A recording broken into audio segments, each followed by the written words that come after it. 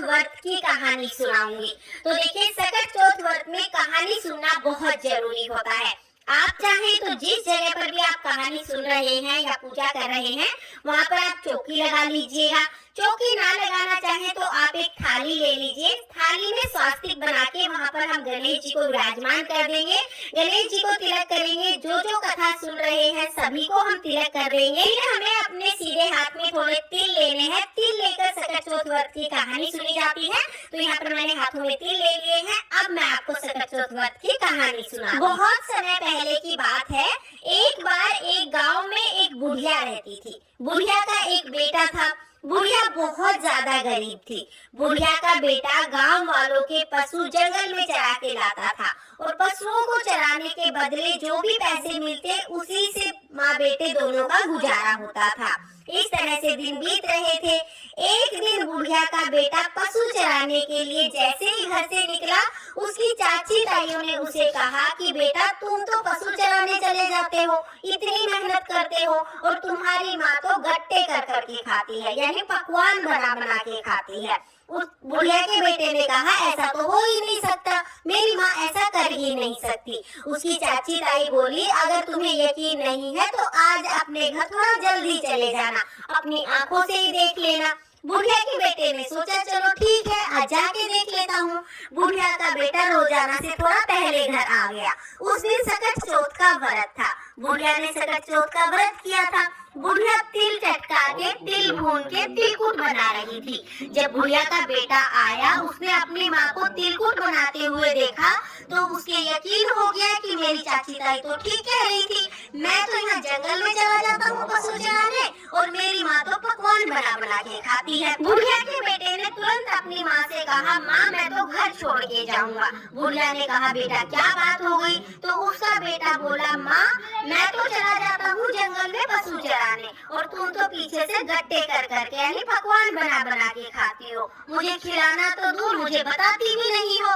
ये कह के बुढ़िया का बेटा घर छोड़ के जाने लगा। बुढ़िया ने बहुत समझाया, बेटा आज मेरा सकट चौथ का व्रत है, मैं तो तेरी लंबी उम्र के लिए सकट चौथ माता का व्रत करती हूँ, उसी के लिए तिलकुट बना रही थी। लेकिन बुढ़िया का बेटा नहीं माना। बुढ़िया भी समझ गई, ये नहीं मानेगा, ये किसी का सिखाया पढ़ाया हुआ है। बुढ़िया ने कहा, बेटा अगर तुम जा ही रहे हो तो मेरे ये सकट चौथ व्रत की कहानी सुने हुए तिल अपने साथ ले जाओ। जहाँ भी तुम पे भीड़ पड़े, जहाँ भी विपदा आए, ये तिल पूर के बैठ जाना।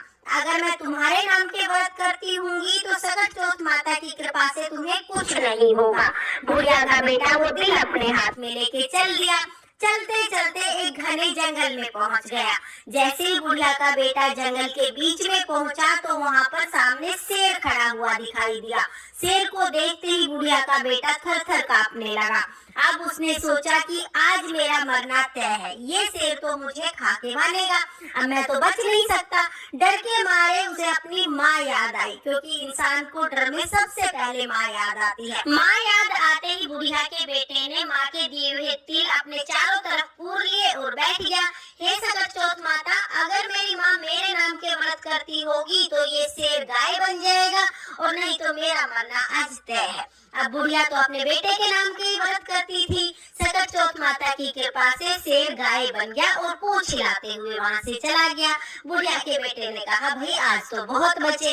वहाँ से आगे चला तो जाके देखा कि एक बहुत बड़ी नदी तूफान करती हुई आ रही है। अब नदी को पार करना जरूरी है, क्योंकि अगर नदी को पार नहीं किया तो जंगली जानवर रात को खा जाएंगे और अगर नदी को पार करने चला तो फिर भाई नदी में डूब के मर जाएगा, क्योंकि नदी बहुत भयंकर है। अब फिर से फंस गया। फिर उसे अपनी माँ की याद आई। बुढ़िया का बेटा तो दोबारा अपने तिल पूर के बैठ गया और बोला, हे सकट चौथ माता, अगर मेरी माँ मेरे नाम का व्रत करती होगी तो ये नदी दो हिस्सों में फट जाएगी और बीच में रास्ता बन जाएगा, नहीं तो मेरा आज डूब के मरना तय है। अब सकट चौथ माता की कृपा से नदी दो हिस्सों में बट गई और बीच में रास्ता बन गया। रास्ता पार करके दूसरी नगरी में पहुंच गया। दूसरी नगरी में जाके देखा तो एक औरत रोते रोते पूड़े बना रही थी। वो उसके पास जाके बोला, हे माई, ये क्या बात, पूड़े बना रही हो, मतलब बहुत खुश हो? और रो रही हो मतलब बहुत दुखी हो। ये सुख दुख दोनों एक साथ कैसे आए? तब वो औरत बोली कि बेटा, हमारी नगरी में 6 महीने में आव पकता है और हर बार एक आदमी को बिठाया जाता है, बारी बारी सबके घरों का नंबर आता है। आज मेरे घर का नंबर है और मेरे एक ही बेटा है।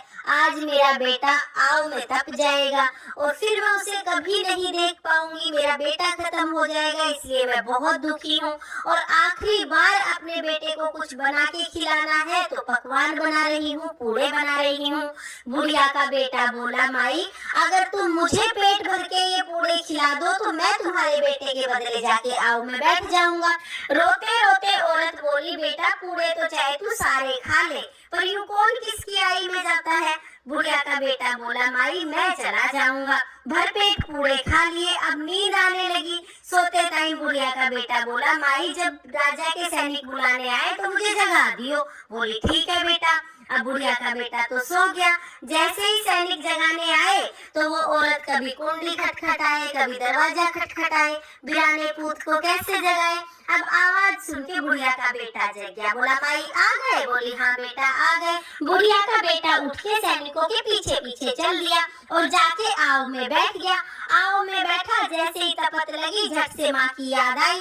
माँ के दिए हुए तिल अपने चारों तरफ पूर के बैठ गया। बोला, हे सकट चौथ माता, अगर मेरी माँ मेरे नाम के व्रत करती होगी तो आज मैं अग्नि में नहीं जलूंगा, नहीं तो मेरा जलना तो तय है। भाई बुढ़िया तो अपने बेटे के नाम के व्रत करती थी। सकट चौथ माता की कृपा से बुढ़िया का बेटा बिल्कुल भी नहीं जला। एक दिन हो गया, 2 दिन हो गया, तीसरे दिन गली में बच्चे बैट बॉल खेल रहे थे।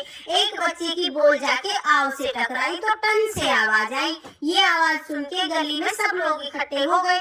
पूरी नगरी इकट्ठी हो गई कि 6 महीने में आव पकता था, आज तीसरे दिन कैसे पक गया। राजा को बुलाया। राजा ने कहा कि मटके नीचे उतारो। सैनिक जब मटके नीचे उतारने लगे तो अंदर से बुढ़िया का बेटा बोला, भाई धीरे धीरे, भाई धीरे धीरे। अब आव में से आदमी की आवाज सुन के सैनिक तो दूर भागने लगे। राजा ने तुरंत तलवार निकाली और कहा कि बाहर निकल और सच सच बता, तू कौन है?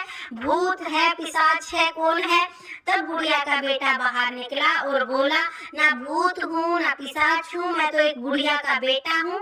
मेरी चाची ताइयों ने मुझे सिखा दिया तो मैं घर से निकल आया। मेरी माँ ने ये तिल के दाने दिए थे और यूँ कही थी, जहाँ भी भीड़ पड़े वहाँ ये तिल के दाने पूर के बैठ जाना। अगर मैं तेरे नाम के व्रत करती होंगी तो सकट चौथ माता की कृपा से तेरे को कुछ नहीं होगा।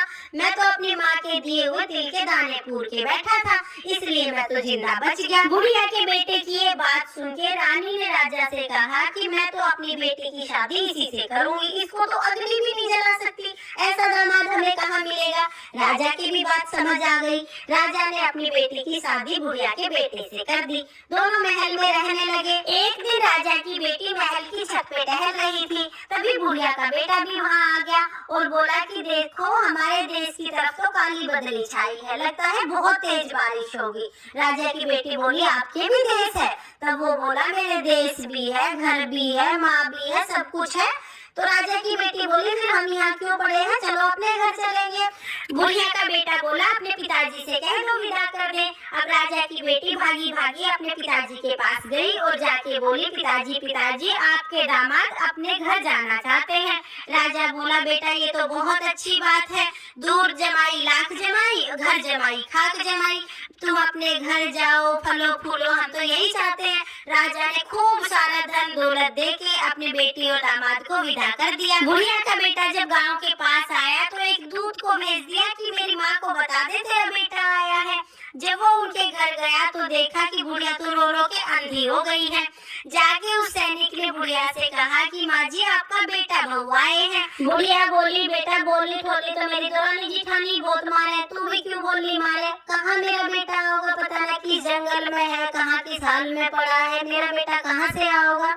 वो बोला, ना बूढ़ी माई, आपका ही बेटा आया है। बुढ़िया ने लोहे की आंगी पहन ली और बोली, अगर ये मेरा बेटा होगा तो दूध की धार सीधा इसके मुंह पे लगेगी।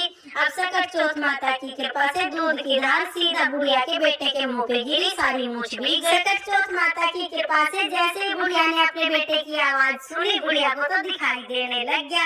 अब बेटा अपनी माँ से माफी मांगने लगा। माँ कहाँ अपने बेटे से ज्यादा दिन नाराज रहती। बुढ़िया ने तो झट से अपने बेटे बहू को गले लगा लिया। हे सकट चौथ माता, जैसे बुढ़िया के साथ पहले करी वैसे किसी के साथ मत करियो, जैसे बाद में हुई वैसे सबके साथ करियो। इस कहानी को कहते सुनते हुकारा भरते सब पे अपनी कृपा दृष्टि बनाए रखियो और सबकी संतान को लंबी उम्र दियो। ये थी सकट चौथ की कहानी।